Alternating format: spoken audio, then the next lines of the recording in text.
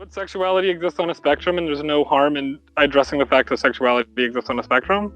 Wait, there's potential harm. You just do you not agree? No, there's no potential harm. Even if it is a fallacy, there's no potential harm to that. Okay, so there's not people who start off with this idea and then end up being pro-pedophile. Sure, you're right. Okay, yeah, it's not like we can pull up countless examples or anything. Can you demonstrate to me in one sentence what the two ends of this spectrum are? It doesn't have two ends. It's not how spectrums work. There's no ends to a spectrum. Well, there's edges to it, I guess. The edges are typically in a spectrum. Aren't you moving between two positions in a spectrum? Can you explain to me what the spectrum is that you're talking about? It's the spectrum of consensual activity between adults. Okay. And what sexual activity and what would be examples of delineations on the spectrum? I mean, there's homosexuality, there's heterosexuality, there's bisexuality, there's kink stuff, there's impact play, there's how is kink similar to homosexuality? Because they're both consensual sexual activity between adults. Right, but how are they similar in that they are sexual orientations? I never said they were both sexual orientations. Okay, so you don't even you don't even understand that when we're talking about the fake spectrum. So what people are talking about are the extremes of homosexuality and heterosexuality, and what falls in between those two things. That's what most people mean when they're talking about sexuality on a spectrum, not kinks or what your fantasies are. That would be silly. That being said, even then, this is a false narrative, because within that spectrum, we can clearly see two things. One, the vast majority of people are not going to fall outside of heterosexuality. So that's one thing. The vast majority of people are not going to fall outside of heterosexuality. So that's one thing.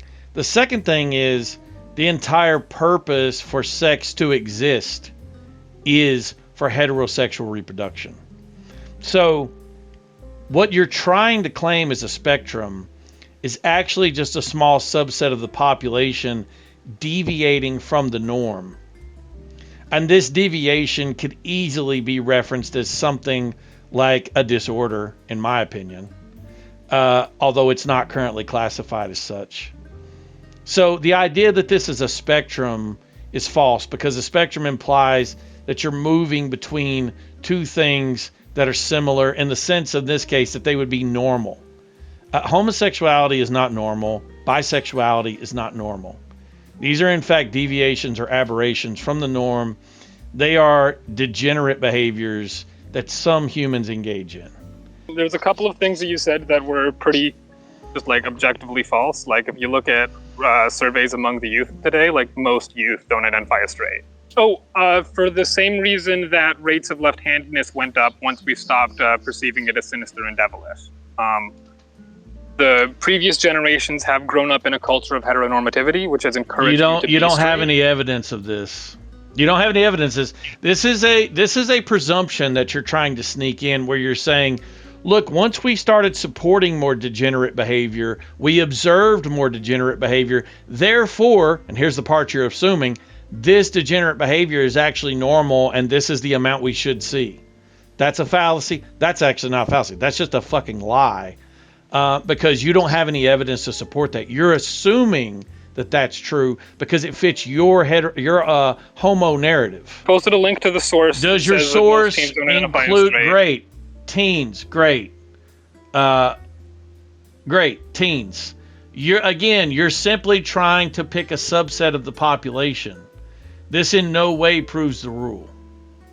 You're picking on the exception. I hadn't lied. I said I did lie. I said a meaningful sentence. You did lie. You lied. You lied. What did I lie about? Because you said the reason that we see these fucking Gen Zers being more fucking homo is because, and everything after the because is a lie, because you don't have any proof of that. I haven't been provided the opportunity to provide proof. Proof is in the side chat. You don't have to talk proof. No, you don't have to talk proof. If you have proof as to why we see the increase in homosexuality and bisexuality and trisexuality and fucking, y'all probably include trannies, even though they really are something completely different. But nevertheless, feel free. Put it in the side chat. Are you saying there's heterosexual transgender people? It depends on your definition. How could there not be? Okay, let's see if you can figure out basic things. How do we define heterosexuality versus homosexuality? I mean, I've personally always defined heterosexuality as... I don't care how you personally define something. I'm asking for the definition. Typically, a heterosexual relationship is referred to as one between a cis man and a cis woman. Let's come up with the correct definition for homosexuality. It's sexual attraction to someone of the same sex. Great. Do trans people change their sex or their gender? Heterosexuality or homosexuality is defined as the same or opposite sexual attraction to some sex. So if you're a man and you're attracted to a man, or to a male, attracted to a male, that's homosexuality. If you're a male attracted to a female, that's heterosexuality. Now, your father should have taught you that. Fine, I did it. It's based on sex according to the definition. Great.